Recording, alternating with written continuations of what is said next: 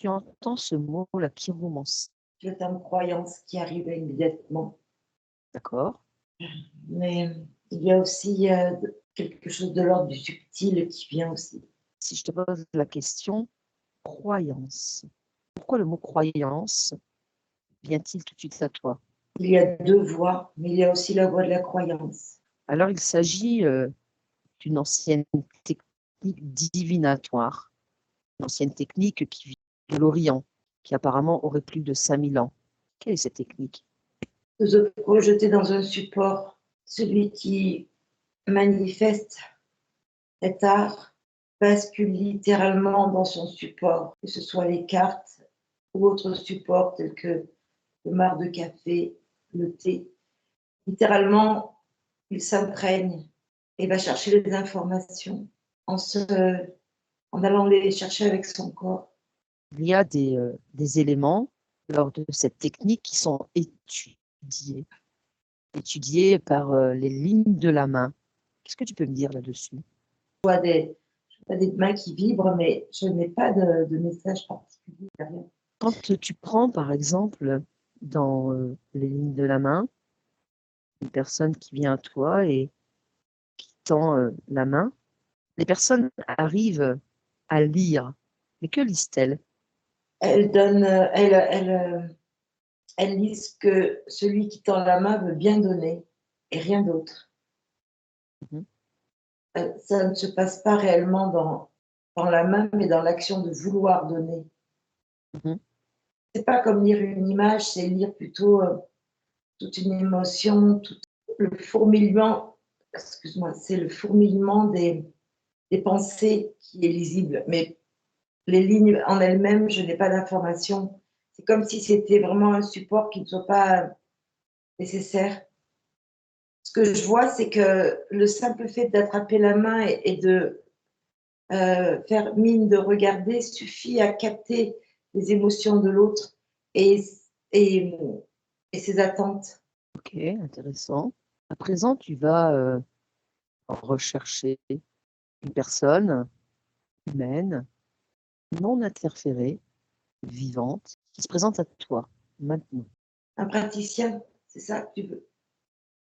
Ce que tu veux, mais dès l'instant qu'il est humain, tu le touches, tu touches son ADN fréquentiel, tu vérifies par les yeux s'il est bien humain, Oui, je suis avec un être qui se manifeste comme étant clairvoyant. Il se met face à moi et me montre ses yeux puissants. d'accord? Il est puissant de quoi? Il me laisse entendre que ses yeux sont pleins de pouvoir. Tu sais, comme ces affiches où on voit les magiciens qui ne montrent que leurs yeux fardés. D'accord, ok. Ouais, ouais. Il est humain, oui. Et C'est un pourquoi homme, d'accord? Et pourquoi il te montre en fait ses yeux comme ça? parce qu'il a la capacité de voir au-delà. D'accord, ok. Alors demande-lui si lui, il pratique la chiromancie. Il me dit qu'il pratique tous les arts divinatoires. Mhm, ok. Alors, de quelle façon est-ce qu'il procède?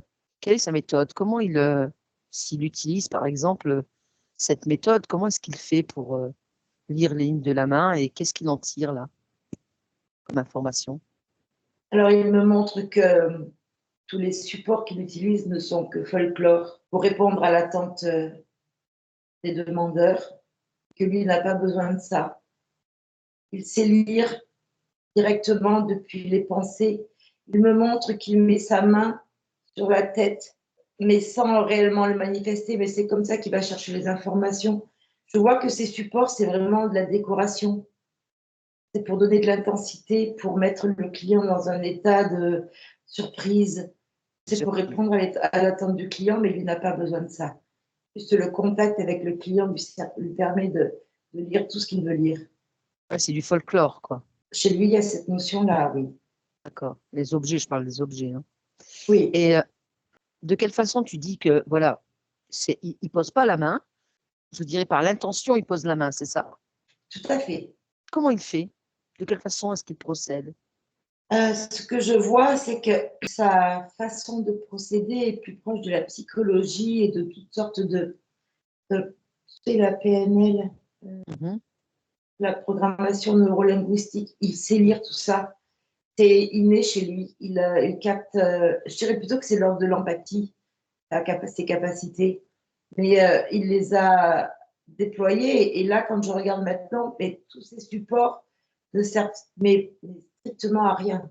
Alors, demande-lui quand, par exemple, il utilise ne serait-ce que les mains, il prend des mains, qu'il donne un exemple en prenant les mains d'une femme. Demande-lui comment il lit les éléments qu'il y a dans les lignes de la main. Il m'indique que la chaleur corporelle, déjà, c'est une première information très importante. Il peut capter l'émotion, la première qui vient, simplement par le biais de la transpiration et de l'émission de chaleur. Ça lui donne la première grosse interprétation. D'accord, ok. Alors, la première, si mes souvenirs sont bons, ça doit être, je crois, les lignes de la main. Les lignes de vie, pardon, les lignes de vie. C'est ça? Alors, j'ai une ligne de cœur, moi, plutôt. Je ne sais pas si j'ai vu derrière. Oui, elle fait partie aussi. En fait, il y a plusieurs lignes. Oui, Et c'est la mais et je voulais savoir, voilà.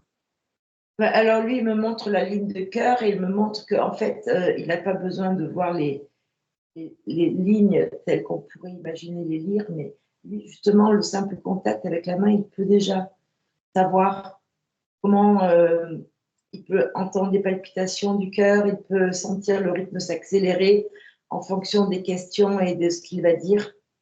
C'est vraiment là-dessus qu'il se base le plus. Et en fonction des questions et des réponses, il va continuer, il va cheminer. D'accord, c'est en fait la sensation, la sensibilité qu'il ressent à travers le toucher, quoi. Oui, c'est ça. Lui, c'est vraiment sa sensibilité. D'accord. Les lignes, tout le reste ne sont vraiment que des supports qui vont répondre à l'attente du client. Mais lui n'a pas réellement besoin de ça. Il pourrait aussi bien toucher une jugulaire, il pourrait avoir les mêmes informations. On comprend bien maintenant la façon dont il peut procéder, lui, quoi. Okay. Chaque Lui, c'est vraiment, je le toucher, vois faire sur plusieurs le sens, ateliers, ouais. c'est toujours comme ça, oui. D'accord. Ouais. C'est pour ça, les supports permettent, il m'explique, enfin, il me montre que ça apaise, ça répond à une première attente. Voilà. Oui. Et, et que ensuite il va être un acteur pour continuer. Il y a une forme de show, tu sais, de spectacle, mais sur la forme. Et il m'explique que sur le fond, il n'y a rien de spectaculaire, que c'est juste de la pratique à écouter l'autre sans mots, juste par ce qu'il émane. C'est très subtil quelque part parce que ne serait-ce qu'en voyant la main de la personne aussi, supposons que la personne ronge ses ongles, on voit que ça peut être une personne qui est anxieuse, tu vois, angoissée, et donc il peut après s'orienter sur cette Oui. émotion-là, quoi. Alors, ce qu'il me montre, c'est que lui fait le chemin, le client fait le premier chemin et avance ses mains. Lui réceptionne les mains et se cale sur la fréquence. En fait, il fait exactement ce qu'on fait, Patricia. Il se cale sur la fréquence et il va raconter ce qu'il perçoit, ce qu'il ressent. Et ce qu'il ne ressent pas, c'est le client qui lui amène.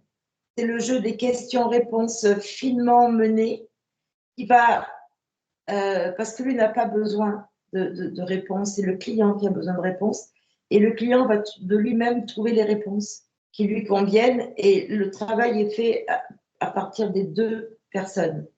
Oui, après c'est de l'interaction. Exactement. D'accord, ok.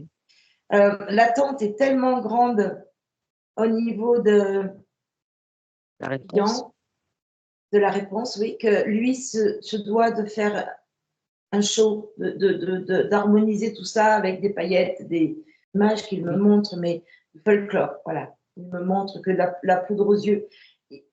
S'il n'y a plus cette poudre aux yeux, le client n'est pas satisfait. C'est comme si ça ne répondait pas à sa première attente. Oui, d'accord, ok. Ouais. Ouais, je comprends bien. Très bien. Donc lui travaille sur n'importe quel support, mais il n'en a pas besoin. Est-ce que, alors justement, y a-t-il une codification à tout ça. Oui. Là, par exemple, il me montre les cartes. Je ne sais pas pourquoi je me retrouve sur les cartes, mais C'est pas grave, vas-y. la codification, ça commence par une paire de cartes. Commence à donner un éventail enfin, ouvre le sujet, ouvre une possibilité. C'est la vibration du client qui donne l'information qui se répercute sur la carte. C'est comme si le client savait instantanément où se trouvait la bonne carte quand il l'a choisie. L'intention est si forte, l'intention du client est si forte qu'il va automatiquement trouver la carte qui correspond à sa fréquence. Ok, d'accord. Et si le client paraît surpris, c'est ce qu'il me montre, lui, il sera là pour ajuster sa réponse. Parce qu'il capte si le client est déçu ou pas, parce qu'il attend quelque chose d'autre, mais il sait que cette carte est juste. Et pour ne pas frustrer, il va apporter le message, mais de manière moins directe, par d'autres tirages. Je vais te dire le magicien, parce que c'est comme ça. C'est pour ça que je le vois. Lui, le magicien, le chiromancien, pardon, lui, il va vraiment s'adapter. Je le vois en mode ramification, tu sais, dans ses pensées, simplement parce qu'il va rattacher, il va découvrir les premières fréquences, et ensuite, pour les expliquer, il va y aller de manière plus douce, pour ne pas heurter, pour ne pas choquer, il y a autour beaucoup de blabla, mais c'est pas faux. Ce qu'il dit n'est pas faux, mais il y met beaucoup de douceur, beaucoup de tempérance, parce qu'il sait instinctivement que celui qui vient le consulter a vraiment besoin d'aide et dans un plein questionnement. Et les questionnements sont souvent fourmillants et c'est une main tendue. Il me montre que c'est vraiment une main tendue, donc il attrape cette main pour aider. Pas mieux que le ferait une amie qui prend la main de sa copine et qui va la soutenir. Mais comme, voilà, c'est vraiment ça. Alors, il y a, oui, toute une codification par la mémorisation des cartes et de leur symbolique, mais il a même pas besoin de ça. Lui, ça l'amuse. Lui, c'est un jeu. Il a plein d'outils. Je vois des pendules, je vois des pierres, enfin, tout un atelier qu'on peut imaginer, tu vois, c'est ce genre de personnes. Parce que ça a un côté mystérieux. Tu vois, quand je te parle du magicien, je le perçois avec une cape et un turban depuis le début. Hein. Et il y a une autre face de lui qui est avec une blouse blanche. Tu comprends? Il est et le psy et le showman. D'accord, ok. Très bien. Est-ce qu'il peut te donner d'autres informations? Il me montre qu'il est une caisse de résonance. La demande du client et l'attente viennent taper en lui. Donc, il prend toutes les informations énergétiques, les fréquences, d'accord, okay. Et il les remet sur le tapis. Il fait simplement une lecture, ce qu'on pourrait comparer à de la psychométrie, en fait. Il ressent, okay. Il perçoit, et après, et en fonction de... Il me dit que ce qui rajoute un peu de mystère, c'est l'outil qu'il va décider de changer. Quand un client veut un outil précis, lui, il va l'amener sur autre chose pour lui montrer, voilà, c'est vraiment du show, mais il a déjà capté. Mais par contre, il y a une chose très importante, c'est qu'il m'a montré sa bienveillance.